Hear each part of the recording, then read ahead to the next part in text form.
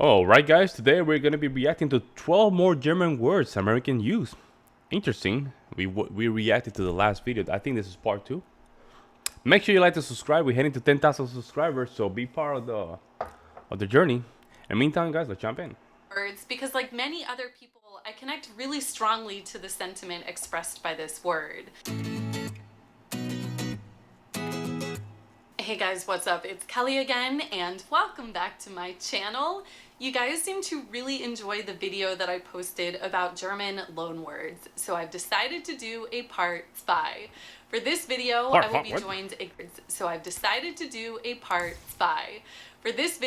will be joined again by my doppelganger to teach you about 12 more German words that Americans use.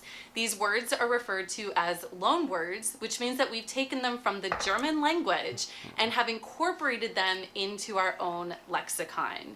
These words retain more or less the same meaning, although their pronunciation or spelling may be a little different. Now, I heard that the students from the Berghof-Schule Ofterdingen may be watching this video, so I hope that I can pronounce all my German properly. No, you do a good job. You're doing a good job. When it comes down to pronunciation, sounds good. Sounds good. So. Ready? Yep. I'm ready. I mean, I was asking them, but she's just really excited. So let's get started. The first word is Nosh, which is just a slight modification of the German word naschen, which means to snack. And in the US, Nosh also means to snack. Yeah, what you doing over there? Oh, I'm just looking for something to nosh on. You know, like a quarantine snack. Oh, really? Because you've eaten all of our quarantine snacks. Literally all of them. The next word is angst, or in German, angst, which according to the German Duden Dictionary refers to a state of mind associated with anxiety, oppression, and excitement. And in the US, we use angst very similarly to describe a feeling of anxiety ranging from deep dread to just worrying about something very trivial. Hey, look, I'm sorry that I've been eating all the quarantine snacks. I've been stress eating a lot lately. Well, why are you stress eating? I have so much angst about this Game of Thrones show. You know, I heard this one. Yeah, I don't know. I heard this one before. I heard this one before. Who's gonna die next, and it's giving me so much anxiety. You have that much angst about a TV show that you're stress eating? Kelly, it's not real. And you're like 8 years behind the rest of the world in watching Game of Thrones. Seriously, how did you avoid all of the spoilers? The next word is babble, which is the German word babbeln, just without the N. In German, babbeln refers to chatter. What the hell was that? Specifically foolish chatter, and can also refer to the way a okay, so there was something going on with the sink. toddler might speak before they can form full coherent sentences. And this is exactly how we use the word babble in the US. What are you babbling on about in here? Oh, I'm just pretending to talk to my coworkers. Experts say babbling means home, like you're talking about stuff and you're talking about stuff. I think that's what it means. You should try to keep the same routine you would have if you were actually at work, and right now is the time that I would normally take a break and be talking to my coworkers. I'm a little worried about you and this, whatever this is. The fourth word is land. Now in German, Land has many different meanings, just like the English word land does. But when I first started learning German, I learned that Land translates directly to country or nation, Land. as in the country Land, of right? Deutschland. In the US, we will also use land to mean country or nation, but in a Territory, very limited capacity. acres. And when we do use it in Like this acres. way, it's often part of the compound words homeland, fatherland, and motherland. This article makes no sense. I mean, everyone knows that New York City is the motherland of pizza.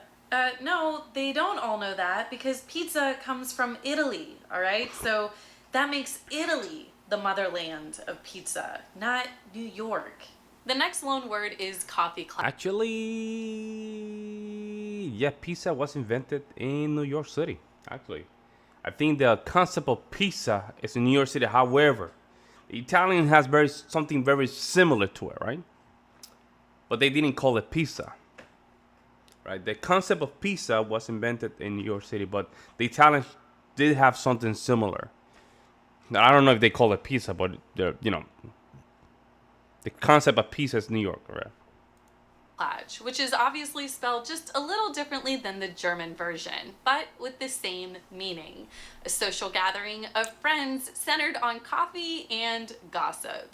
Now, in the US, it's older generations that are more familiar with this term, and I understand that it's the same way in Germany, but you'll come across it every now and then, or maybe you'll see a coffee shop cleverly named Coffee Klatsch. I remember my grandma would host these coffee klatches with her girlfriends from the neighborhood. And I mean, it was more about the gossip than it was about the coffee, as those things normally were. But I always loved it because everyone would bring cookies and I would eat them all. My grandma always had coffee klatches too, right after my grandpa's hog butcherings. What? Yeah, everyone in the neighborhood would gather at their house, they'd butcher a hog together, and then all the women would stay behind after cleaning up and drink coffee and gossip. Ew! Sounds exactly like what your grandma would do. The next schmaltz in German refers to the fat drippings of a chicken or a goose, but it can also be used to describe something that's really cheesy or corny. And this is exactly how we use it in the US. And we'll add the ending Y to make it an adjective, just like how Germans will add the ending IG. Kelly, are you watching The Notebook again? Yeah. You have got to stop watching all of these schmaltzy movies. All they do is make you cry. I'm not crying, okay? You have mascara all over your face. Wanderlust is the next loan word, and it's one of my favorite words because, like many other people, I connect really strongly to the sentiment expressed by this word. Wanderlust is the strong desire to hike, or wandern in German. I heard this one before. Yep. And Americans I heard will use this one before. Same word, although they'll primarily only use it to refer to a strong desire to travel. Yeah. And of course, we pronounce it with the English W, Wander, so we wander, say wander. Wanderlust. Dude, when this whole coronavirus thing finally gets resolved, I am gonna travel so much. Like Japan, Costa Rica, Scotland, New Zealand, Argentina. Yeah, that sounds fun and all, but why don't you use up some of that Wanderlust right now and go to the store to buy us some more food? Because, you know, you ate it all. The 8th German loan word is spritz, which is the German word... You have to stop eating, your friend's food, man. You're eating everything. You have to slow down. Spritze, simply without the ending. In German, spritze has many different meanings, but one of those meanings is splash. And spritz in the US means splash or squirt or spray. Hey Cal, can you pour me a glass too, please? Yeah, sure. I'll grab you one. And can you add just like a spritz of lemon? Do I look like a bartender to you? Yeah, actually, you do. Hinterland. Hey, look at that bicep. Look at actually, you do. Look at the bicep. Like, hey, actually, you do. You know what I'm saying? Like, hey, actually, you do. That's the biceps. Hinterland is the next German loan word, and hinterland in German means rural area or backcountry. Hinterland. And this is exactly how hinterland is used in the US. So you really have never been to a hog butchering? No. Man, I thought that everybody had. Well, to be fair, we're not all from the hinterlands of Pennsylvania like you are. The next loan that word sounds like is something that somebody will use. Which in German translates directly to wonder child and refers to a child with extraordinary intellect. And in the US, we use it the same way to describe a sort of child prodigy. But of course, again, we pronounce it with the English W, and so we say Wunderkind. Hey, can I just add my Wunderkind. half of the groceries onto this month's rent that I owe you? Yeah, sure, that's fine. Okay, cool. You need a calculator to do that? Yeah, I guess I'm not a Wunderkind like you. Wunderkind? I don't know. I don't know about that one. I don't know about that one. That word sounds like you trying to put a square inside a circle kind of thing. Like I don't think that. I don't know. Let me know what you guys think in the comment section. Kelly, it's simple counting. The next loan word is delicatessen, or just deli, which refers to a store or a deli. section of a store dedicated Yep. to selling cold cuts, cheeses, and prepared foods. In the US, we use it the exact same way, although you're far more likely to come across the term deli rather than the fully spelled out word delicatessen. Hey, Kel, next time you're at the grocery store, can you stop by the deli and pick Yep. up some more ham? Yep, Because that's 100%. we seem to be all out. And I'm guessing it's because someone ate keep all eating. of our quarantine snacks, and that same someone has now resorted to just eating straight. Hey, shout out to her design. She's doing a very good job in her own little apartment. Everything looks very nice, very well organized, clean.